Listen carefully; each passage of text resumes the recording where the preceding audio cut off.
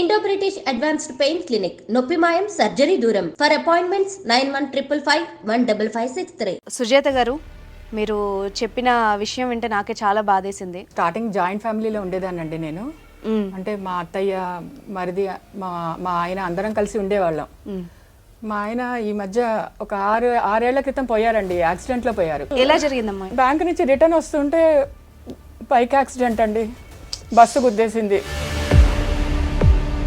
మా ఆయన శవం పెట్టుకుని లోపల బీరువాలో నాకు పెళ్లికి పెట్టిన నగలు కూడా తీసేసుకున్నారు మేడం వాళ్ళు. పిల్లలు ఉన్నారు అంటున్నారు కదా, మరి ఆ ఇంట్లోనే ఉంటున్నారా ఇప్పుడు మీరు? లేదండి, బయట ఉంటున్నాం. కాదండి, మీరు ఉమ్మడి కుటుంబంలో ఉన్నప్పుడు మీరు చేశారు కదా, మీ ఆయన పెట్టారు కదా, మీ పిల్లల్ని మాత్రం ఎందుకు ఇట్లా అనాథల్లా వదిలేయడం? వాళ్ళు నా కొడుకు లేకపోతే నువ్వు నాకేమవుతావు అంటున్నారండి. ఆయన పోయిన దగ్గర నుంచి పట్టించుకోకపోతే ఇలాగా నేను ఎక్కడికి పోవాలి? నా పిల్లలు వేసుకుని నా పిల్లల్ని ఎట్లా చదివించాలి?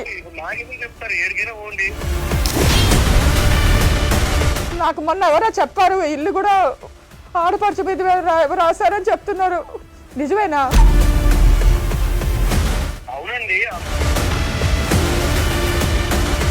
ముగ్గురు మాకు భారం అని చెప్తే ఇంట్లోంచి వెళ్ళాను నేను.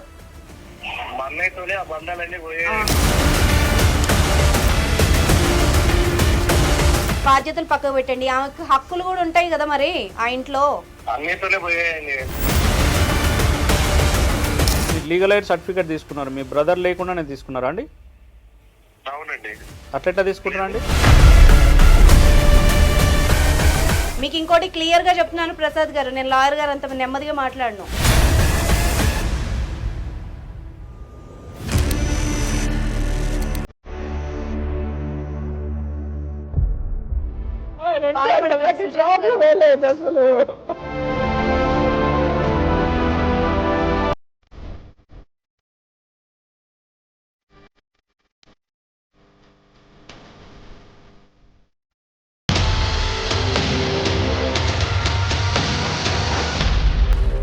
నమస్తే, welcome to legal talk with Anusha.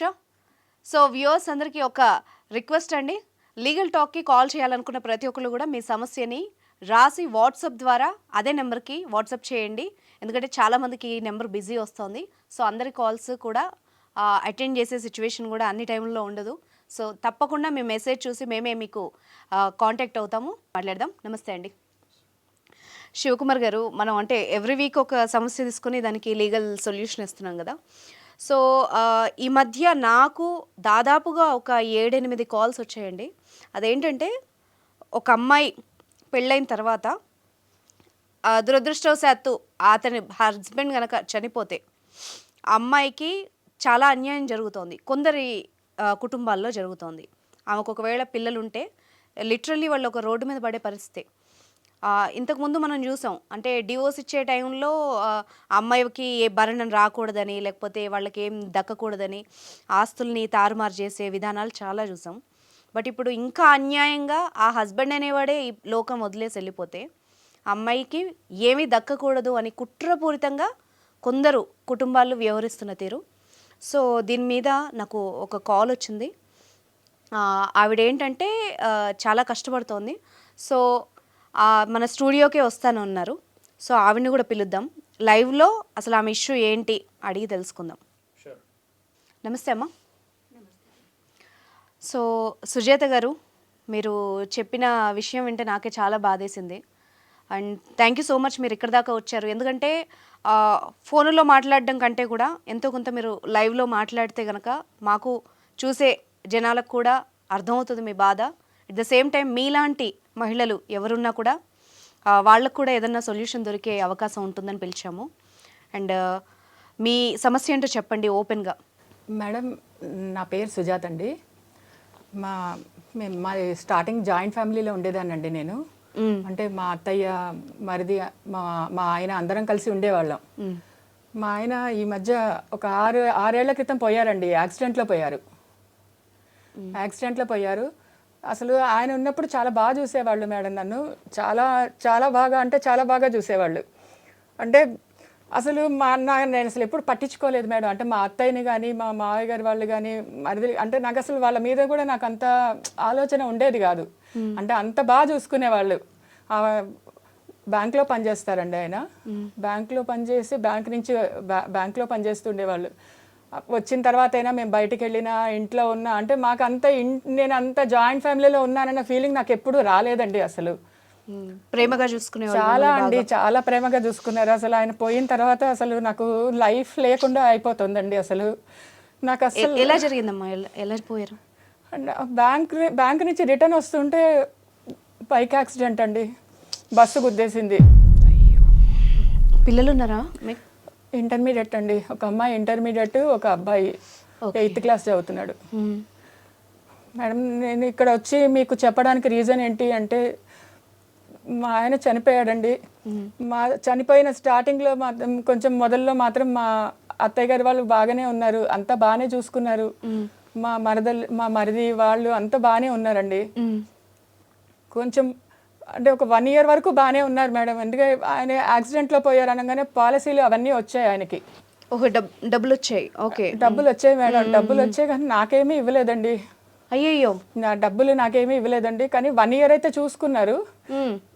అసలు మా ఆయన పోయినప్పుడే అసలు నేను తర్వాత అయినా కనీసం నా పిల్లలకి ఏదైనా చేసుకుందాం అనుకున్నా. అసలు మా ఆయన శవం పెట్టుకుని లోపల బీరువాలో నాకు పెళ్ళికి పెట్టిన నగలు కూడా తీసేసుకున్నారు మేడం వాళ్ళు. అసలు నాకు ఇప్పటి వరకు ఎట్లా అంటే అసలు ఏదైనా చేద్దామంటే చేతిలో ఒక్క రూపాయి లేదు. నా నగలు పోయాయి ఇంట్లో. ఇప్పుడు అంటే మా ఆయన పోయి 6 ఏళ్ళు అయిన తర్వాత మీరు అనొచ్చి ఇప్పుడు వచ్చి అడుగుతున్నారని. కానీ నాకు మొన్న మా రిలేటివ్స్లో ఒక ఆవిడ చెప్పిందండి, మాకు 2 ఎకరాల పొలం ఉంది మేడం, వాళ్ళకి 2 ఎకరాల పొలం ఉంది, ఒక డబల్ స్టోర్ బిల్డింగ్ ఉందండి మా అత్తయ్య వాళ్ళకి. కానీ మొన్ననే వాళ్ళ అమ్మాయికి రాసిచ్చిందని చెప్పారండి. అయ్యయ్యో, మిమ్మల్ని ఇలా పెట్టుకుని? అవును మేడం. అంటే ఆవిడకి పెళ్ళయిందా? అయిందండి, ఆవిడకి పెళ్ళయింది. పిల్లలు ఉన్నారా? పిల్లలు ఉన్నారు మేడం, పెళ్ళయింది, పిల్లలు ఉన్నారు. కానీ నేను అసలు ఇన్ని సంవత్సరాలు కూడా మా అత్తయ్య మా మరిదిలో అనే ఉన్నాను మేడం. అందరూ ఉండి ఘోరం అండి ఇది. అందరూ ఉండి ఈవిడ్ని ఇలా అనాథలాగా వదిలేయడానికి అసలు మనసు ఎట్లా వచ్చిందండి వాళ్ళకి? కాదు మేడం, అసలు మా ఆయన ఉండేటప్పుడు నాకు చాలా బాగుండేదండి. అసలు నాకు ఏవి ప్రాబ్లం ఎప్పుడు రాలేదండి మా ఆయన ఉన్నప్పుడు. మా ఆయనకి ఇంట్లో అంటుండేవాళ్ళండి, మీరు కూడా ఉంటున్నారు, 2 పిల్లలు ఉంటున్నారు, మీరు జాబ్ సంపాదిస్తే మీరు ఇంట్లో డబ్బులు ఇవ్వాలి, మీరు డబ్బులు ఇస్తేనే కదా నలుగురు ఉన్నారు, నలుగురు తినాలి కదా, మన అందరం కలిసినప్పుడు మీది కూడా మీరు ఇస్తూ ఉంటేనే ఇల్లు నడుస్తుంది అని మా ఆయన ఉన్నంత వరకు మనీ బాగానే తీసుకున్నారు మేడం, మంచిగానే తీసుకున్నారు డబ్బులు. కానీ ఆయన పోయిన తర్వాత నుంచి 1 year బాగానే ఉన్నారండి. మరి ఆయన పోయారన్న బాధనో లేకపోతే తెలియదండి, నాతోటి కూడా బాగున్నారు. ఆ తర్వాత నుంచి నిన్నెలా చూస్తారు, నీకు పిల్లలు పోషించడానికి మీ ఆయన అంటే ఇంత మునుపు డబ్బులు ఇచ్చేవాళ్ళు కాదండి. మీరు ఉమ్మడి కుటుంబంలో ఉన్నప్పుడు మీరు చేశారు కదా, మీ ఆయన పెట్టారు కదా మిమ్మల్ని, మీ పిల్లల్ని మాత్రం ఎందుకు ఇట్లా అనాథల్లాగా వదిలేయడం? వాళ్ళు అనాథలు కాదు మేడం, ఆయన డబ్బులు ఇప్పుడు ఆగిపోయినాయి కదా ఇవ్వకుండా. మీకు 1 రూపాయి కూడా రాలేదా మీ ఆయన తరఫు నుండి? లేదండి, అస్సలు ఇవ్వలేదు. మీరు అడిగారా పోనీ వాళ్ళని? కాదు మేడం, స్టార్టింగ్ అంటే ఎట్లా అడుగుతాం మేడం, అంటే మా అత్తయ్య అంటే మేము ఒక కనీసం ఒక 10 సంవత్సరాల పైన కొంచెం కలిసే ఉండేవాళ్ళం కదా మేడం. పోగానే నా డబ్బులు నాకు ఇవ్వు, నా ఇది నాకు ఇవ్వని నేనైతే అడగలేను కదండి. అంటే అసలు మా మాయ అత్తయ్య వాళ్ళు నన్ను చూసుకునే, మా మాయ గారు చాలా మంచివాళ్ళు అండి. ఆయన పోయారండి. కానీ మా మ్యారేజ్ అయిన కొత్తలోనే ఆయన కొద్దిగా ఒక 2-3 ఏళ్లలోనే పోయారు. ఆయన ఉన్నొక సపోర్ట్ లేదు తనకి. మా అత్తయ్య మాత్రం అస్సలు సరిగా లేదండి, మా అత్తయ్య సరిగా లేరు. మా ఆడపడుచు కానీ మా మరిది కానీ అసలు ఇప్పుడు చాలా టార్చర్లో అనిపిస్తుంది మేడం నాకు. అసలు నాకు ఒకటి అంటే, మీకు ఆస్తులు ఏమేమి ఉండేవి? వాళ్ళు అంటే ఏ విధంగా మీ నుంచి వాటిని దూరం చేశారు చెప్పండి? 2 ఎకరాల పొలం ఉందని విన్నానండి, డబల్ స్టోర్ బిల్డింగ్ ఉండేది. అందులో మీ ఆయనకి కూడా బాగా ఉండేది కదా మరి? అందులో నాకు అవన్నీ తెలియదు మేడం, మా ఆయనకి తెలుసు. ఏది పాపం ఇదే ప్రాబ్లం చాలా మంది వైఫ్స్కి. వాళ్ళకి ఏం ఆస్తులు ఉన్నాయి, లేకపోతే అంటే యాన్స్టర్స్ నుంచి ప్రాపర్టీస్ ఏమొస్తాయి వైఫ్స్ దగ్గర చెప్పరు, చాలా మంది చెప్పరు. ఇది చాలా ఇళ్లల్లో ఉంది. తీరా పొరపాటున వాళ్ళకి ఏమైనా జరిగినప్పుడు ఇది పరిస్థితి, పెళ్ళాం బిడ్డలు రోడ్డు మీద పడిపోతారు. ఇస్తే ఒక బాధ, ఇవ్వకపోతే ఒక బాధ. మా అత్తయ్య కూడా బాగుంది మేడం, స్టార్టింగ్ బాగుంది, నన్ను మంచిగా చూసుకునేది. మా తోడుకోడలు ఉండేవాళ్ళు, మా మరిది తోడుకోడలు పైన ఉండేవాళ్ళండి. నేను మా అత్తయ్య వాళ్ళతో కింద ఉండేదాన్ని. అంటే తినడానికి కిందకు వస్తుండేవాళ్ళు వాళ్ళు. నేను మా అత్తయ్య వాళ్ళతో కొంచెం ఎక్కువ కలిసే ఉన్నాను, మా అత్తయ్యతో కొంచెం ఎక్కువ కలిసే ఉన్నాను. మా ఆయనకి చాలా అంటే ఈ ప్రాపర్టీలు ఇవన్నీ మా ఫ్రెండ్స్ చెప్తే ఇప్పుడు నాకు అర్థమవుతుంది, పిచ్చిదానిలాగా ఇప్పుడు ఎందుకు వదిలేసావు, పిల్లలు పెద్దవాళ్ళు అవుతున్నారు, అలా వదిలేసావు అని నేను ఎప్పుడు అసలు పట్టించుకోలేదు మేడం. అసలు అంటే మీ ఆయన ఉన్నప్పుడు ఏ రోజన్నా మీకు ఇప్పుడు మీ మరిది గారికి ఏమొస్తాయి, మీకేం వస్తాయి, అసలు ఏమున్నాయి, ఇలాంటి ఎప్పుడైనా చర్చ జరిగిందా ఇంట్లో? లేదండి. ఎప్పుడు అసలు ఏముంది ఏమొస్తుంది కూడా మీరు ఎప్పుడు మాట్లాడుకోలేదు? నేను అసలు ఎప్పుడు మా ఆయనతో మంచిగా ఉండడమే తప్ప నాకు ఇలా ఆస్తిపాస్తులు ఇలాంటివన్నీ అసలు ఆలోచనలే లేకపోయేది. అప్పుడు అంటే మా అత్తయ్య అందరూ కలిసి ఉన్నారు కదా మేడం, నాకు అవసరం పడలేదు. అయ్యయ్యో, మరి ఎట్లా అమ్మా? మరి మీ పిల్లలు ఉన్నారు అంటున్నారు కదా, మరి ఆ ఇంట్లోనే ఉంటున్నారా ఇప్పుడు మీరు? లేదండి, బయట ఉంటున్నాం. అంటే ఆ ఇంట్లో కూడా లేరా మీరు? లేదండి, మా ఆయన పోయిన మొదట్లో ఒక 1 year అలాగా కొంచెం మాకు మా ఆయన యాక్సిడెంట్లో పోవడం వల్ల పాలసీలు వచ్చినట్టున్నాయి. అంటే ఇది కూడా నేను ఆలోచించింది కాదండి, నాకు ఎవరో చెప్తుంటే అసలు నాకు ఇప్పుడు అనిపిస్తుంది మా ఆయన పాలసీలు వచ్చాయని, ఆయన పాలసీల కోసం ఉంచుకున్నారు, లేకపోతే నిన్నెందుకు ఉంచుకుంటారు. మంచిగానే అంటే స్టార్టింగ్ అంటే కొంచెం వాళ్ళు బాధలో ఉన్నారు కదా, నేను బాధలో ఉన్నాను కదా. మా అమ్మ నాన్న ఇద్దరు లేరండి. మా నాన్నగారు నాకు చిన్నప్పుడు మా మ్యారేజ్ అయిన స్టార్టింగ్ పోయారండి, అప్పుడు కొత్తలోనే పోయారు. మా అమ్మ ఉండేది కానీ మా అమ్మ కూడా చనిపోయిందండి. అయ్యో, ఇప్పుడు మీకు పేరెంట్స్ సైడ్ నుండి కూడా సపోర్ట్ లేదు? ఎవరు లేరు మేడం, అడగడానికి కూడా ఎవరు లేరు? ఎవరు లేరండి. నాకేం చేయాలో అర్థం కావట్లేదు మేడం, వాళ్ళిద్దరు కూడా లేరు. మా అత్తయ్య గారు వాళ్ళని ఇప్పుడు అడుగుతుంటే అసలు నాకు అసలు నీకు ఇచ్చేది ఏమీ లేదు, నీకెందుకు ఇస్తాను, నా కొడుక నాకు లేడు, నువ్వెందుకు నాకు అంటున్నారండి. నా కొడుకు లేడు, నా కొడుకు లేకపోతే నువ్వు నాకేమవుతావు అంటున్నారండి. నీ పిల్లలు నాకేమవుతారు. అట్లా కోడలతో ఉన్న బంధం తెగిపోతుంది అంత ఈజీగా? అంటే జనరల్లీ మనం చూసుకుంటే ఎక్కడైనా కూడా ఒక ఉమ్మడి కుటుంబంలో ఉన్నప్పుడు ఎవరైనా సరే ఒక హెడ్ ఆఫ్ ద ఫ్యామిలీ అనేది పూర్తి స్థాయిలో అన్ని విధాలుగా మెయింటైన్ చేస్తారు. దాన్ని ఎవరు కూడా జనరల్లీ క్వశ్చన్ చేయరు, ఏ కోడలైనా సరే ఎవరైనా సరే. అప్పుడు బాధ్యతలను మాట్లాడతారు ఒకవేళ అడిగినా కూడా. ఇంట్లో పెద్దోళ్ళు ఉన్నప్పుడు, ఇంట్లో పెద్దవాళ్ళు ఉన్నప్పుడు ఏదైతే పార్టీషన్ అంటే ఎవరికి ఏమున్నాయి పంపకాలు అనే విషయాలు ఎవరు కూడా మాట్లాడరు. అంటే ఎప్పుడైతే మంచిగా ఉంటుందో అట్లాంటి డిస్కషన్స్ ఎప్పుడు రావు. ఎప్పుడైతే రిలేషన్స్ ఎప్పుడైతే ఇట్లా ట్రబుల్ అవుతావో అట్లాంటి టైంలో ఈ క్వశ్చన్స్ అన్నీ అరైజ్ అవుతాయి. ఎరైజ్ అయినప్పుడు ఇక్కడ ఈ మేడం విషయంలో జరిగిన దాంట్లో చూసుకుంటే చాలా బాధాకరం ఏంటంటే ఫ్యామిలీ అంతా వాళ్ళ హస్బెండ్ ఉన్నప్పుడు అంతా మంచి కొనసాగింది. ఎప్పుడైతే ఆయన చనిపోయిండో దాంట్లో నామినీ ఎవరున్నారు అనేది మనకు తెలియదు. మేడం ఉన్నారా, వైఫ్ గా ఉన్నారా, లేకపోతే వాళ్ళ మదర్ ఉన్నారా, ఆవిడకి ఏం తెలియదు అని చెప్తున్నా. అమాయకత్వాన్ని వీళ్ళు వాడుకున్నారు ఆసరాగా చేసి అనేది ఇక్కడ క్వశ్చన్. ఓకే, నామినీ ఒకవేళ మేడం ఉంటే మేడం సంతకం పెట్టి అత్తగారి మీద మర్యాదతోటి మేడం అమౌంట్ వాళ్ళ చేతిలో హ్యాండ్ ఓవర్ చేసినారా? మీరు సంతకాలు పెట్టారా మేడం? సంతకాలు పెట్టారు? లేదండి, ఏం సంతకాలు పెట్టారు. అయితే ఆమెకి ఏం తెలియకుండానే అట్లా ఎట్లా చేస్తారు? అయితే అందులో ఎవరైతే ఈ హస్బెండ్ ఉన్నారో ఆయన నామినీ ఎవరిని పెట్టినారు అనేది క్వశ్చన్ మార్క్ ఇక్కడ. ఓకే, వాళ్ళ మదర్ జనరల్లీ ఎవరైనా సరే మదర్ని పెడతారు, లేకపోతే వాళ్ళ వైఫ్ని పెడతారు. అయితే ఇక్కడ వాళ్ళ వైఫ్ని పెట్టకుండా వాళ్ళ మదర్ని కానీ ఆయన పెట్టి ఉంటే ఎందుకంటే కరెక్టే, ఆఫీసర్స్ అంత ఈజీగా నమ్మరు. అట్లా వేరే వాళ్ళని పెట్టడానికి అయితే వేరే సంతకం పెట్టేది తీసుకోవడానికి లేదు. మేబీ ఆయన ఇక్కడ కూడా ఒక అన్యాయం చేశాడు. ఒకటి ఏంటి, ఈవిడికి పూర్తి డీటెయిల్స్ చెప్పలేదు ఒక రకంగా. మీ అమాయకత్వంతో ఆయన కుటుంబం మీద ఆయనకున్న భరోసాతో ఆయన మీకు ఏ డీటెయిల్స్ చెప్పలేదు, అది మీకు చేసిన ఫస్ట్ అన్యాయం. రెండోది నాకు తెలిసి నామినీ కూడా వాళ్ళ మదర్ని కానీ పెట్టి ఉంటారు. ఓకే, అయితే ఇక్కడ ఇంకొకటి ఏంటంటే ఎప్పుడైతే హస్బెండ్ చనిపోయిన తర్వాత అంటే ఆ ప్రాపర్టీకి సంబంధించిన డాక్యుమెంట్స్ ఎవరి పేరు మీద ఉన్నాయా అనేది ఇక్కడ క్వశ్చన్ మార్క్. మీ మామగారి పేరు మీద ఉన్నాయా అండి, మీ అత్తగారి పేరు మీద ఉన్నాయా? నాకు పెళ్లిలో పెట్టిన నగలు కూడా మా ఆయన పోయినప్పుడు తీసేసుకున్నారండి బీరువాలోంచి. అసలు నాకు అసలు పక్క నుంచి మా ఆయన శవం పెట్టుకుని బీరువా ఓపెన్ చేసుకుని నగలు తీసేసుకున్నారు.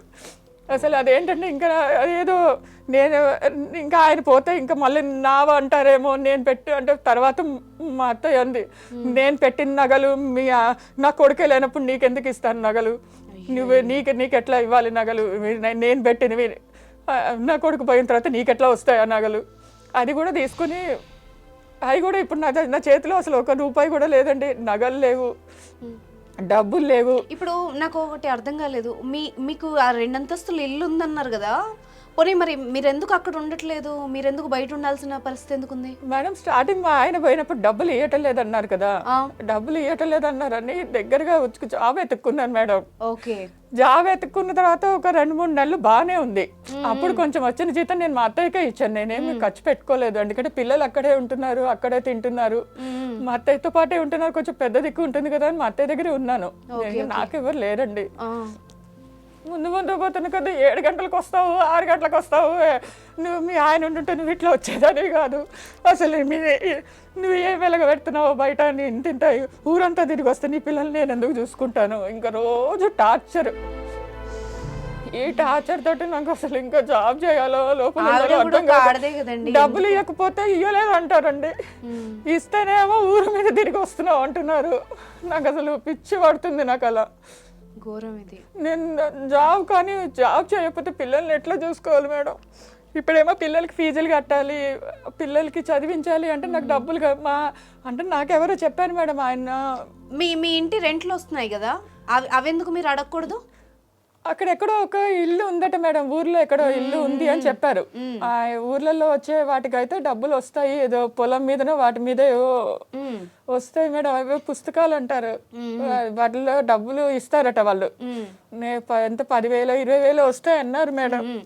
మీ ఇంటి రెంట్లు కూడా వస్తాయి మీరు చెప్పిన ప్రకారం అయితే, అంత పెద్ద ఇల్లు ఉన్నప్పుడు.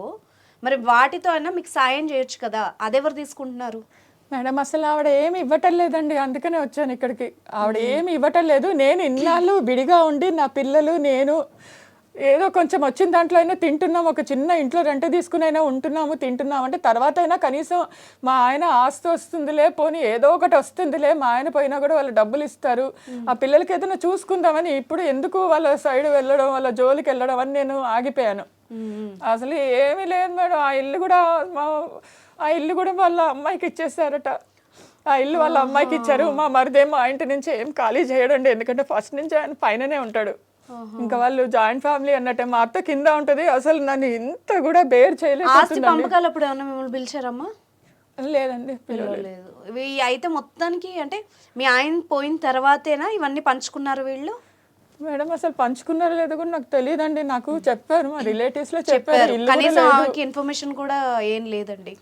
అయితే జనరల్లీ కానీ మొన్న నేను మా అత్తయ్యతో వెళ్ళి అడిగితే మాత్రం ఏమీ లేవు, నీకు ₹1 లేదు, నా కొడుకు లేడు, నా కొడుకు ఎప్పుడు పోయాడో, నువ్వు నీ పిల్లలతో నాకు సంబంధం లేదు, నేను ₹1 నేను నీకు ఇయ్యను, నా కొడుకే పోయి నేను ఏడుస్తుంటే నీకు డబ్బులు ఇచ్చేది. మీరు ఏమన్నా లీగల్ వెళ్ళే ప్రయత్నం ఏమైనా చేశారా? లేదు మేడం, నేను చేయలేదు. పెద్ద మనుషులతో అడిగిచ్చారా పోనీ ఎవరితో? అడగలేదు మేడం. నాకు కొంచెం మా అత్తయ్య వాళ్ళతోటి భయం అనిపిస్తుంది. అది ఆమెకి ఏ సపోర్ట్ లేదు, ఆమెకి ఏం చేయాలో అర్థం కావట్లేదు. ఫస్ట్ ఆఫ్ ఆల్ నాకు అర్థమైంది ఇది. అయితే ఇక్కడ ఆ ఇల్లు కానీ మన ఏదైతే పొలం ఉందని చెప్పేశారో ఆ పొలం కానీ ఇది ఎవరి పేరు మీద ఉన్నది అనేది మనకి ఇక్కడ క్వశ్చన్ మార్క్ కనిపిస్తుంది. ఒకవేళ వీళ్ళ మామగారి పేరు మీద ఉండి ఆయన చనిపోయిన తర్వాత ఈయన ఎవరైతే వీళ్ళ మర్ది ఉన్నారో వీళ్ళ కన్సర్న్ లేకుండా ఎందుకంటే వాళ్ళ బ్రదర్ అనేది లేనప్పుడు వీళ్ళ కన్సర్న్ లేకుండా వాళ్ళు రిజిస్ట్రేషన్ చేసుకుంటే అది వాయిడబుల్ రిజిస్ట్రేషన్ అవుతుంది. ఒకవేళ వాళ్ళ బ్రదరు వాళ్ళ 2 బ్రదర్స్ ఉన్నారు, సిస్టర్స్ ఎవరైతే లీగల్ ఎయిర్స్ ఉన్నారో వీళ్ళ మామకు సంబంధించిన లీగల్ ఎయిర్స్ ఎవరు ఉన్నారో, legal heirs first class 1 legal heirs వచ్చేసి వాళ్ళ వైఫ్ అంటే వీళ్ళ అత్తగారు, వీళ్ళ మర్ది, వీళ్ళ హస్బెండ్, వీళ్ళ ఆడపడుచు, వీళ్ళందరూ క్లాస్ 1 లీగల్ ఎయిర్స్ అవుతారు. ఎప్పుడైతే వీళ్ళు క్లాస్ 1 లీగల్ ఎయిర్స్ అయినప్పుడు దాని తర్వాత ఈ ఆయనకి ఏదైతే ప్రాపర్టీ ఉందో వీళ్ళ మామగారికి అది ఈక్వల్లీ డివైడ్ అవుతుంది. వీళ్ళ అత్తగారికి ఇప్పుడు ఒక 100% ఉంది అనుకోండి, వీళ్ళ అత్తగారికి 25% వెళ్తుంది, వీళ్ళ హస్బెండ్కి 25% వెళ్తుంది, వీళ్ళ మరిదికి వీళ్ళ ఆడపడుచు కూడా 25 ఈక్వల్ షేర్ వస్తుంది. అయితే వీళ్ళకి సంబంధించిన ప్రాపర్టీ ఏదైతే 25% వీళ్ళు కలిగి ఉన్నారో వీళ్ళ హస్బెండ్కి షేర్కి సంబంధించింది, ఆ హస్బెండ్కి షేర్కి సంబంధించిన వీళ్ళ ఏదైతే ప్రాపర్టీ ఉందో ఇది వీళ్ళకి హక్కు ఉంటుంది దాంట్లో. వీళ్ళు పార్టిషన్ సూట్ కనుక ఫైల్ చేసి ఇక్కడ క్లారిటీ ఏంటంటే మనకు కూడా ఫుల్ డీటెయిల్స్ తెలియదు. నేను ఏం చేద్దాం అనుకుంటున్నా అంటే మీరు ఒకసారి ఆయన ఉంటే బాగుండేది మేడం, అసలు నాకు ఈ ప్రాబ్లం వచ్చేదే కాదు. అసలు ఆయన ఉంటే ఇక్కడ దాకా మీరు వచ్చేవాళ్లే కాదు కదా. ఆయన పోయి నాకు చాలా బాధ అయిపోతుంది మేడం. ఆయన బతుకుంటే హాయిగా ఉండేది. బాధపడకండి సుజాత గారు. చేయలేకపోతున్నాను నేను, ఎలా ప్రొసీడ్ అవ్వాలో అర్థం కావట్లేదు నాకు. లేదు మేడం, ఆయన ఉంటే నాకు ప్రాబ్లమే లేదు అసలు.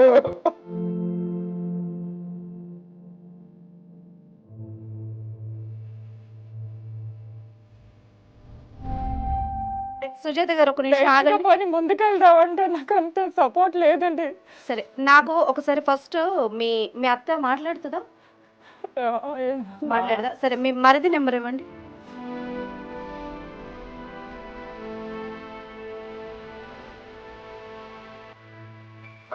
ప్రసాద్ కదా?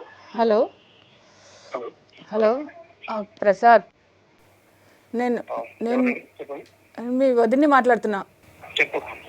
చెప్పు. నేను ఇక్కడ లీగల్ అడ్వైజర్ దానికి వచ్చాను.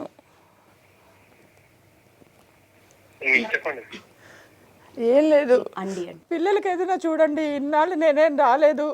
ఆయన పోయిన దగ్గర నుంచి పట్టించుకోపోతే ఎలాగమ్మా? ఆయన పోయిన దగ్గర నుంచి పట్టించుకోపోతే ఎలాగా? ముందు అలా అనలేదు కదా నాన్న, నువ్వు ముందర ఉన్నప్పుడు బాగానే ఉన్నారు కదా. అసలు అప్పుడే కనుక మీరు అందరూ ఇలానే వదిలేస్తారు అని తెలిస్తే మా ఆయన నేనైనా జాగ్రత్తగా ఉండేవాళ్ళం కదా. ఇప్పుడు ఆయన పోయిన తర్వాత సంబంధం లేదని చెప్తే ఎట్లా చెప్పండి? పిల్లలు మీ పిల్లలు కాదా? పెళ్ళైన తర్వాత మీ దాన్ని కాదా? నేను మా పిల్లలు చూసుకునే లోపల మా భార్యను చూసుకుని మేము డెవలప్ అయ్యే లోపల అంత లేదు. మరి మీకు ఏ నుంచి తీసుకురావాలి నేను? అలా అంటావేంటమ్మా? కానీ నీ అన్న పిల్లల్ని చూసుకోరా? నేనేమన్నా విడిగా ఏమన్నా ఉన్నానా? మీ అన్న ఉన్నంత వరకు మీ దగ్గరే కదా ఉన్నది. మీ అన్న ఉన్నంత వరకు మీ దగ్గరే కదా ఉన్నది. నాది జాయింట్ ఫ్యామిలీనే కదా. నేను సపరేట్ వెళ్ళిపోయానా? మిమ్మల్ని నమ్ముకునే కదా ఉన్నది. ఇప్పుడు మా అన్నయ్య లేడు. మా అన్నయ్య లేని తర్వాత నేనైతే ఇప్పుడు ఏం చేయలేను. మీరు వెళ్ళారు. ఇప్పుడు మా పిల్లలు, మా భవిష్యత్తు, మా భార్య, ఇదే మాకైతుంది. నేనేం వెళ్ళలేదు అమ్మా. నేనే వెళ్ళలేదు. సుజాత గారు, ఆస్తి గురించి అడగండి. ఇప్పుడు మీరు వెళ్ళారు, మేము ఇప్పుడు ఆయన్ని డబ్బుల గురించి కాదు, మీ ఆయనకు రావాల్సిన వాటి గురించి అడగండి. సరేనా? లేదు మాకేమైనా చేయండి ఇవ్వండి అంటే నాతో కూడా కాదండి. మీకు అర్థమైతే ఓకే, లేదంటే లేదు. కాదు అంటే ఎలాగండి? కాదు అని సింపుల్ గా చెప్పేస్తే అన్న తమ్ములు అన్న తర్వాత, అక్క చెల్లెలు అన్న తర్వాత కొంచెమైనా ఉండాలి కదా పిల్లల మీద కొంచెమైనా ఉండాలి కదా. ఇన్ని రోజులు నేను పట్టించుకోలేదు. అన్ని చేసుకుని నాకేమీ లేవని మొన్న అత్తయ్య గారితో మాట్లాడితే కూడా ఏమీ లేవు, నా కొడుకు లేకపోతే నువ్వు నాకేమవుతావు అని అంటుంటే ఇంకా నేను ఎక్కడికి పోవాలి? నా పిల్లలు వేసుకుని నా పిల్లల్ని ఎట్లా చదివించాలి? చెప్తారు ఏడికైనా పోండి. అదే పోయింది అన్ని బంధాలు. ఇప్పుడు నాకేం కోర్టులు ఉంది, మీకేం ఈకున్నది. నాకు కోర్టులు లేవు. నా పిల్లలు, నా భార్య బతికే లోపల సరిపోతుంది. అంతా ఇదిగా ఇలా మాట్లాడేస్తున్నారండి. ఇల్లు ఎవరి పేరు మీద రాశారు అడగండి సుజాత గారు. నాకు మొన్న ఎవరో చెప్పారు, ఇల్లు కూడా ఆడపడుచు మీద రాశారని చెప్తున్నారు. నిజమేనా? అవునండి. అమ్మాయి బాగా అమ్మాయి తీసుకొని పోతుంది కదా. మరి ముగ్గురు 3 బాధలు వచ్చినాయి అంతే, అయిపోయింది. మరి నాకు రాదా అండి? నా పిల్లలకి రాదా అండి? నేను ఇన్నాళ్ళు నోరు మూసుకొని కూర్చున్నది మంచిగా ఉంటే, ఆయన ఉన్నా లేకపోయినా కనీసం కలిసి ఉంటేనే ప్రశాంతంగా, తర్వాత ఆయన పిల్లల కోసం కదండి నేను నోరు మూసుకొని ఇన్ని సంవత్సరాలు కూర్చున్నది. ఇంకా ఏమీ లేకుండా ఆయన పోయినప్పుడే నగలు తీసేసుకున్నారు నాకు పెట్టినవి. కనీసం ఇన్ని సంవత్సరాల తర్వాత పిల్లలు పెద్దవాళ్ళైన తర్వాత మీ నగ ఏమైనా కనీసం ఆస్తులు వస్తాయంటే అది ఇచ్చేస్తున్నారు. ఇంకా నా పిల్లలకి ఏం మిగులుతాయి? నేను మాట్లాడతా సుజాత గారు, ఒకసారి ఇవ్వండి. చూసారా మేడం ఎలా చెప్తున్నారు? అసలు ఆయన ఫోన్ ఎత్తగానే ఆయన వర్షన్ అర్థమైపోయింది. అలా అనకండి. అత్తయ్య గారు అలాగే మాట్లాడి మీరు అలాగే మాట్లాడితే నేను ఎక్కడికి పోవాలి? మీరే కదండి ఇంట్లోంచి పంపించింది మీరే. నేనే ఇష్టపూర్వకంగా వెళ్ళలేదండి. ఇంట్లోంచి పంపించింది మీరే ఇంట్లోంచి వెళ్ళిపోమన్నారు. డబ్బులు ఇవ్వటం లేదు. పిల్లల్ని ఎలా చూసుకుంటారు? మీ ముగ్గురు మాకు భారం అని చెప్తే ఇంట్లోంచి వెళ్ళాను నేను. మా అన్నయ్యతోనే ఆ బంధాలన్నీ పోయాయి. ఆయన ఎక్కువ పిచ్చిదాల్లో బతుకుతున్నాను మేడం. ఒక 10 రూపాయలు పెడితే 10 అవసరాలు కనబడుతున్నాయి. ఎక్కడ దేనికి పెట్టుకోవాలో అర్థం కాక ఇంత కష్టపడి బతుకుతున్నా ఏముండదు చూడండి. వీళ్ళకి అసలు ఎంత ఈజీగా వదిలేస్తున్నారో వీళ్ళు. నేను మాట్లాడతాను. నమస్తే అండి ప్రసాద్ గారు. నమస్తే అండి, ఎవరండి చెప్పండి. నా పేరు అనుష అండి. మేము లీగల్ టాక్ ప్రోగ్రామ్ నుండి మాట్లాడుతున్నాము. మీ వదిన గారు ఇక్కడ స్టూడియోలో ఉన్నారు సార్. చెప్పండి అనుష గారు. అయితే ఇప్పుడు మీ అన్నయ్య గారితో అన్నీ పోయాయి అంటున్నారు మీరు. అవును. మరి మీ అన్నయ్య పిల్లలు ఉన్నారు కదా, ఉండండి. మీ వంశస్థులే కదండి, మీ రక్త సంబంధమే కదా ఆవిడ. సరే ఆవిడ బయట అందరినీ కొడుకే పట్టించుకోవట్లేదు అండి ఈ రోజుల్లో. అన్నయ్య పిల్లలు నేనే పట్టించుకుంటాను, నా పిల్లల్ని ఎవరు పట్టించుకుంటారు? కరెక్ట్ మాట్లాడారు. ఇప్పుడు మిమ్మల్ని పెంచింది చదివించింది ఎవరండి? మా నాన్నగారు చదివిచ్చారు, మా అన్నయ్య గారు కాస్త సహాయపడారండి. కాస్త సాయపడ్డారు. ఆ రోజు మీ అన్నయ్య కూడా నా పెళ్ళాం నా పిల్లలు అనుకొని ఉండి మీ వదిన ఇక్కడ ఇలా ఏడిసే పరిస్థితి రాదు. మీరు చదువుకొని ఇప్పుడు సాఫ్ట్వేర్ జాబ్ ఎలగబెట్టేవాళ్ళు కాదు. అది తెలుసా మీకు? అసలు ఇంత కూడా ఇలా మాట్లాడతారు అనుకోలేదు మేడం. నేను ఇలా ఇంత కూడా మాట్లాడతారు అనుకోలే. ఇలా ఏంటండి? మీ జాగ్రత్తలు మీకు బాగానే ఉన్నాయండి. మీ తెలివితేటలు ఆవిడకి లేకే కదా ఆవిడ రోడ్డు మీద పడింది. ఇప్పుడు బాగా మాట్లాడుతున్నారు. మీ అమ్మగారికి పని చేసుకొని బతుకుతారండి. ఆవిడకి వయసు ఓపిక ఉంటే పని చేసుకొని బతుకుతారు. అర్థమైందా? ఆవిడ ఏజ్ ఎంత అయింది ఇప్పుడు? అవి 50 ఏళ్ళ దగ్గర ఉన్నారు. ఎట్లా బతుకుతారు అనుకుంటున్నారు? ఏ జాబులు చేస్తుంది? సరే ఇవన్నీ మీకు ఈ మాటలు బాగా మాట్లాడుతున్నారు. మీ అమ్మగారి పరిస్థితి ఏంటి? మీ అమ్మగారు కూడా ఇలాగే మాట్లాడతారా? మా అమ్మగారు మాట్లాడరండి. ఫస్ట్ ఆవిడతో మేము మాట్లాడదాం అనుకుంటున్నాం. ఒకసారి ఇస్తారా? మేము మాట్లాడతాము. లేరండి, మా అమ్మగారు లేరు. మా అమ్మగారు హెల్త్ బాగాలేరు. మా అమ్మగారు కొంచెం ప్రాబ్లం ఉంది, సో మాట్లాడలేరు. ఏమన్నా ఉంటే నాతో మాట్లాడండి. మీ అమ్మగారు ఏ జాబ్ చేస్తున్నారు సార్? మా అమ్మగారు ఇంట్లో ఉంటారండి. ఎందుకు సార్? జాబ్ చేసుకుని బతకాలి కదా, ఇంట్లో ఎందుకున్నారు? నేను కొడుకుని ఉన్నాను కదండి, చూసుకుంటాను ప్రస్తుతానికి. ఆవిడకి కొడుకు గాని ఈవిడకి మరిది గారు మీరు. ఇప్పుడు మరిది గారు అన్నారు, నేను ఎంత వరకు ఉండాలో అంతవరకు ఉన్నానండి. అన్నయ్య చనిపోయిన తర్వాత సరే బాధ్యతలు పక్కన పెట్టండి. బాధ్యతలు పక్కన పెట్టండి. ఆమెకు హక్కులు కూడా ఉంటాయి కదా మరి ఆ ఇంట్లో. హక్కులు మాట ఏంటి? అన్నయ్యతోనే పోయాయండి హక్కులు. అట్లా ఎట్లా పోతాయండి? మీరు లీగల్ గా మాట్లాడట్లేదు. మీరు పోయాయండి. ఇప్పుడు ఏంటండి, ఇప్పుడు కాల్ చేసి నన్ను ఎందుకు ఇబ్బంది పెడుతున్నారు? మిమ్మల్ని ఇబ్బంది పెట్టాల్సిన అవసరం వినండి ప్రసాద్ గారు, నేను చెప్పేది వినండి. మిమ్మల్ని ఇబ్బంది పెట్టాల్సిన అవసరం మాకు. మిమ్మల్ని ఇబ్బంది పెడితే 10 రూపాయల లాభం లేదు. అర్థమైందా? మీరుంటున్న ఇల్లు మీ వదినకి ఇస్తాము అని చెప్పారట. కనీసం దాని మీద రెంట్లు కూడా ఆవిడకి ఇవ్వట్లేదంట. మీ చెల్లెలకి ఎట్లా రాసుకున్నారు అని అడుగుతోంది ఆవిడ. అది కడుపులో పుట్టిన బంధాలండి. ఆడపిల్లకి కూడా భాగం ఉంటది కదా, వెళ్ళిపోయింది అంతే. అది ఆ ఆడపిల్లకి ఏంటి ఆస్తుల్లో హక్కులు ఉంటాయి. మరి మీ అన్నయ్య చూపించిన బాధ్యతల్లో వాటిల్లో హక్కులు ఉన్నాయా? అందులో కూడా బాధ్యత తీసుకుంటుందా? ఇంకా మా వల్ల కాదండి, చూసుకోవడం రాదు, నేను చూసుకోలేము. మీ అన్నయ్యకి ఇవ్వాల్సిందన్నా ఇవ్వాలి కదండి. మీ అన్నయ్యకి ఇవ్వాల్సిన వాటా ఇవ్వాలి కదా. అన్నయ్యకి వాటా అయితే ఏం లేదండి ఇక్కడ. ఎందుకు లేదండి? మీ అన్నయ్య చనిపోయిన తర్వాత ఇస్తున్నారు రిజిస్ట్రేషన్స్ అన్ని. మేము జాయింట్ ఫ్యామిలీలో ఉన్నన్ని రోజులు మరి ఆయన జీతం తీసుకున్నారు కదా, మరి అవన్నీ కూడా కట్టివ్వాలి కదా. నేను దాచుకునేదాన్ని కదా డబ్బులు. అదేనండి, మీ అమ్మగారితో మాట్లాడతాం మేము. మీకెంత ఖర్చు పెట్టారు, మీ చెల్లెలకి ఎంత ఖర్చు పెట్టారో ఆ లెక్కలు వేద్దాం. మీ అమ్మగారు మాట్లాడరా? సరే అయితే మేము ఒక పని చేస్తాము. నేను మీకు నా బాధ్యతగా చెప్తాను. ఇప్పుడు సుజాత గారు లీగల్ వైఫ్ అండి మీ అన్నయ్య గారికి. ఆవిడకి 2 పెద్ద పిల్లలు ఉన్నారు. పెళ్ళిడు వచ్చిన కూతురు ఉంది, మేజర్ అంట అమ్మాయి. మరి వీళ్ళెవరు సైన్స్ లేకుండా మీరు ఆస్తులు ఎట్లా పంచుకున్నారన్నది ఇక్కడ పెద్ద క్వశ్చన్. అర్థమైందా? మీ అన్నయ్య పోయాడు కానీ ఆయన వైఫ్ బతికే ఉంది, పిల్లలు మేజర్లు ఉన్నారు. మరి వాళ్ళ సంతకాలు లేకుండా మీరు ఎట్లా పంచుకున్నారు? దానికి మీరు ఆన్సర్ చేయాల్సిందే. మీకు నోటీసులు ఇస్తాము. అన్నీ అసలు ఏమేమి ఇప్పటిదాకా ఉన్నాయి, ఏమేమి పని చేసుకున్నారో ఆవిడకి తెలియకుండా అన్నిటికీ మేము నోటీసులు ఇస్తాం. వాటికి మీరు ఆన్సర్ ఇవ్వాలి. ఓకేనా? మరి ఎందుకు కాదు, మీరు అన్నారు కదా అన్నయ్య పోయాడు, ఆయన మాట పోయిందని. ఇక్కడ మాకు అడ్వకేట్ ఉన్నారు, ఒకసారి లీగల్గా ఏమేం చేస్తారో ఆయన చెప్తారు. ఆయనకి ఇవ్వండి ఆన్సర్ మీరు. సరేనా? మీరు మాట్లాడండి సార్. ప్రసాద్ గారు, సార్ చెప్పండి. నమస్తే. నమస్తే అండి. ఇప్పుడు ఏదైతే మీరు మాట్లాడుతున్నారో అది కంప్లీట్లీ ఇల్లీగల్ అండి. మీరు ఎంతకాలం కూడా ఆ ప్రాపర్టీలో స్టే చేయలేరు. ఎందుకంటే అది మీ ఫాదర్ ప్రాపర్టీ అయితే మీరందరూ ఎంతమంది ఉన్నారో అంతమంది లీగలైర్స్ అవుతారు. మీకు సంబంధించిన బ్రదర్ కూడా లీగలైర్ అవుతారు.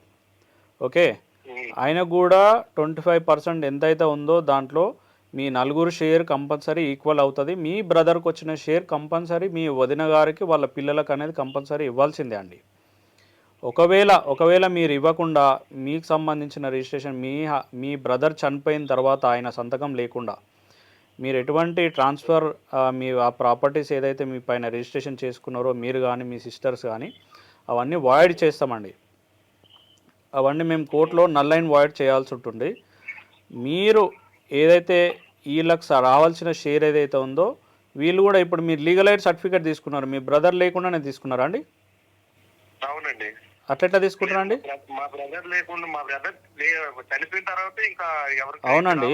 ఇప్పుడు మీ బ్రదర్ ఇప్పుడు ఆయన ఇప్పుడు మీ ఫాదర్కి ఎంతమంది పిల్లలు ఉన్నారని దాంట్లో మెన్షన్ చేయరా లీగలైర్లో?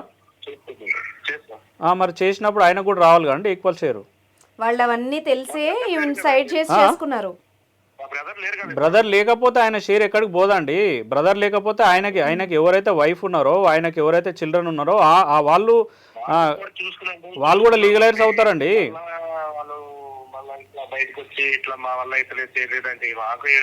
అవునండి. ఆయన చనిపోతే ఆయన షేర్ ఎక్కడికి పోదు. ఆయన చనిపోయినంత మాత్రాన ఆ షేర్ మీకు రాదండి.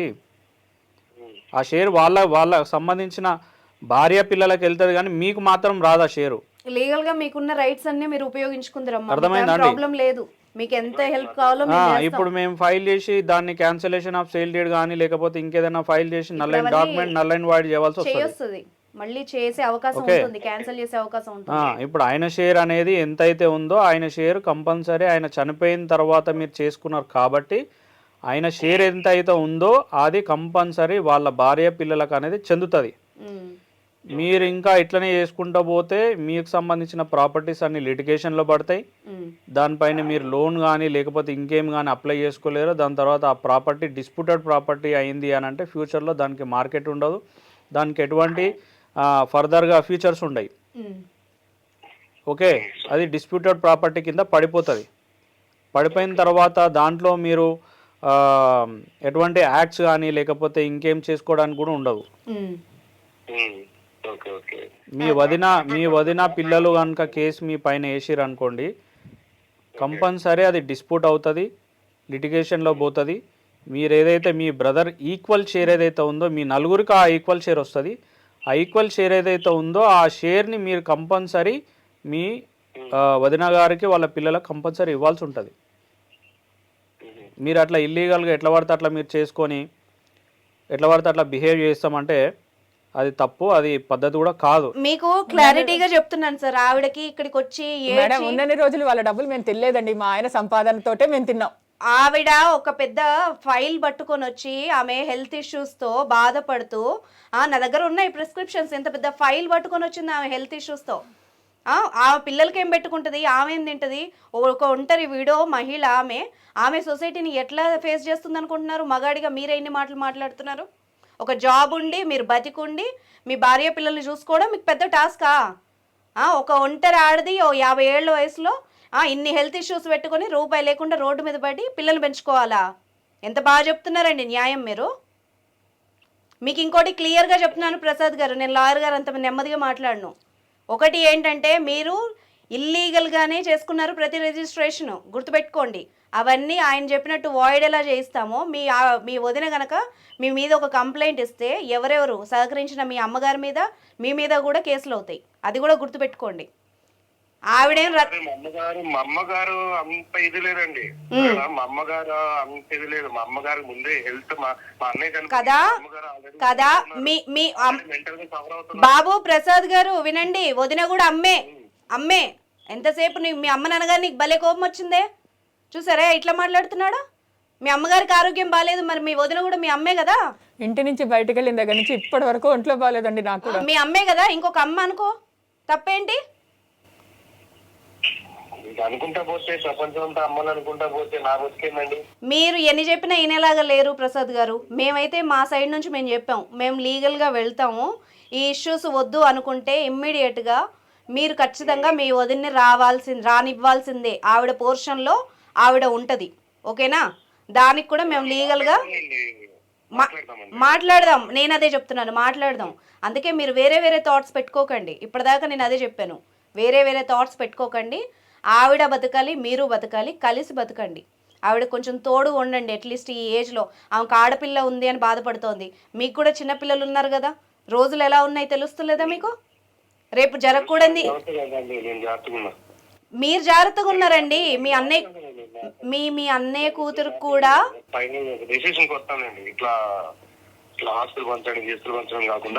ఇది ఒకటి మంచి మాట మాట్లాడారు, వినండి. ఒక డెసిషన్కి రండి. ఇంకొకటి, మీ అన్నయ్య కూతురు కూడా బయట అమ్మాయి కాదు, మీ కూతురు అనుకోండి. కొన్ని రోజులైతే అమ్మాయికి పెళ్లి చేస్తారు, పంపించేస్తారు. అట్లీస్ట్ ఇప్పుడన్నా మీరు బాబాయ్ పాత్రలో కాకుండా కొంచెం తండ్రి పాత్రలో ఉండి ఆడపిల్ల గురించి కూడా ఆలోచించి షెల్టర్ ఇవ్వండి. మీ వదిన కోసం ఇవ్వండి అని నేను చెప్పట్లేదు మీకు ఇక్కడ. ఇప్పుడు మీరు మాట్లాడదాం లేండి, ఇట్లా ఊకే ఇట్లా 10 మందిలో పంచాయతీ లేకుండా ఒకసారి ఓకే అండి. ఇప్పుడు కరెక్ట్ మాట మాట్లాడారు. 10 మందిలో పడి పంచాయతీ చేసుకొని పరువు పోగొట్టుకునే కంటే మీరు ఇంట్లో సార్ట్ అవుట్ చేసుకుంటే ఇంకా చాలా బెస్ట్. ఎందుకంటే ఆమెకి ఎలాగూ లీగల్ రైట్ ఉంది. కోర్టు నుండి తెచ్చుకునేదేదో మంచి మనసుతో మీరే ఇచ్చారనుకోండి, ఆ పిల్లల దృష్టిలో కూడా మీరు మంచిగా ఉంటారు. మీ వదినకు కూడా కొంచెం హెల్త్ బాగోట్లేదంట, కొంచెం ఆమెకు కూడా సపోర్ట్ చేయండి. మా సైడ్ నుంచి ఇది ఒక రిక్వెస్ట్. చూడండి తప్పకుండా చేయండి. మళ్ళీ ఆవిడని ఇలాగా స్టూడియోల వెంట, కోర్టుల వెంట, పోలీస్ స్టేషన్ల వెంట పంపించకండి ఈ ఏజ్లో. ఇది ఒక్కటి హంబుల్ రిక్వెస్ట్ నా సైడ్ నుంచి. వెళ్ళనివ్వకండి ప్రసాద్ గారు, ఇంకొకసారి వెళ్ళనివ్వకండి, ఓకేనా? ఓకే అండి, థ్యాంక్ యూ. సుజాత గారు ఒప్పుకుంటున్నాడు ఆయన 10 మందిలో పంచాయతీ. మేడం, మా ఆయన పోయినాక నాకు ఎందుకు వెళ్ళాలని ఉంటుందండి? నేను ఏమైనా బయటకు వచ్చి సంపాదించుకొని నా పిల్లలకి పెట్టడానికి నాకు అంత ధైర్యం కూడా లేదు. ఇప్పుడు మీకు మా అత్తయ్య ఇంకా ఫోన్ ఎత్తటం లేదు. ఆవిడ ఎత్తితే వేరేలాగా ఉంటుంది మాట్లాడే విధానం. మేము మాట్లాడతాం, మన పద్ధతిలో మనం మాట్లాడతాం. మేడం, నేనైతే ఒకటే చెప్తున్నాను మేడం, నా పిల్లల కోసం మాత్రం ఏమైనా చేయండి మేడం ప్లీజ్. తప్పకుండా. ఇప్పుడు మీ మరిది గారు మాట్లాడారు కదా, ఇప్పుడు ఆయన ఏమంటున్నాడు లాస్ట్ కి, 10 మందిలో పంచాయతీ ఎందుకు, మేము మాట్లాడుకుంటాం, మేము చూసుకుంటాం, మేము చెప్తాము అన్నారు. ప్రజెంట్ మీకు ఉన్న ఇష్యూ ఏంటి? మీరు హెల్త్ ఇష్యూస్తో ఉన్నారు. మీరు బయట ఎక్కడో ఉండి ఏదో ఇష్యూస్ ఫేస్ చేసే కంటే అక్కడే ఉండి పోరాడండి. మీకు అక్కడ మేము రైట్ ముందు వెళ్ళడానికి నాకుతో పాటు ఎవరినైనా పంపియండి మేడం. తప్పకుండా అమ్మా, మీరు లీగల్ గా అక్కడికి వెళ్తారు, మీ రైట్ తో మీ పోర్షన్ లో మీరు దిగుతారు. తర్వాత బయటకు వెళ్ళను మేడం, ఈసారి నేను ఇంకా బయటకు వెళ్ళను, ఇక్కడికే వస్తాను. అంతే కదా సార్, ఇక్కడికే వస్తాను మేడం. ఎందుకంటే ఆయన చెప్పినంత ఈజీగా నిజంగా నన్ను ఉంచుకుంటే నేను మళ్ళీ ఇక్కడికే వస్తాను మేడం. లాయర్ గారు చెప్తారు మీ రైట్స్ తో మిమ్మల్ని ఎట్లా ఉంచాలో చెప్తారు. నాతో పాటు పంపించండి. ఇప్పుడు మీరు ఏమైతే ఉన్నారో, మీరు ఒక డీవీసీ డొమెస్టిక్ వైలెన్స్ కేసు అట్లాంటివి ఏమైనా చేసి మీరు ప్రొటెక్షన్ ఆర్డర్ తీసుకొని మీరు ఆ ఇంట్లో ఉండడానికి మీరు షెల్టర్ తీసుకోండి, ఓకే?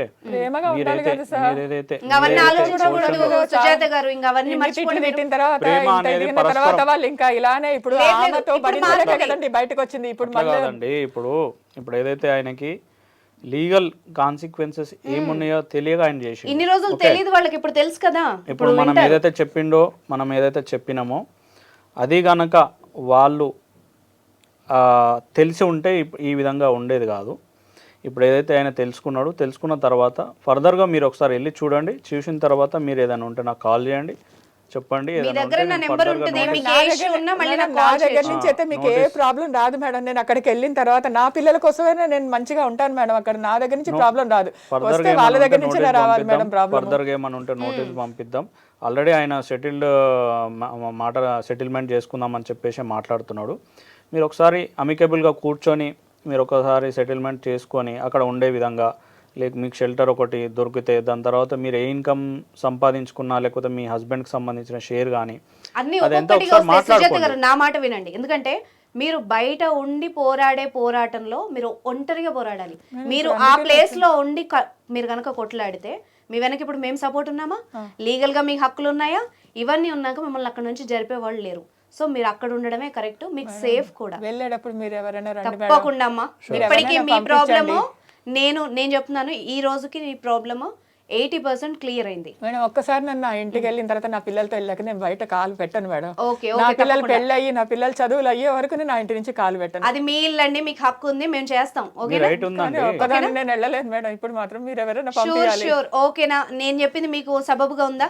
ఓకేనా? Okay madam. మీరు హ్యాపీ అయితే చాలు. మీరు ప్రశాంతంగా మీ ఆరోగ్యం చూసుకోండి, పిల్లల్ని చూసుకోండి. ఓకేనా? Okay right. Thank you very much sir, me time spend చేసినందుకు.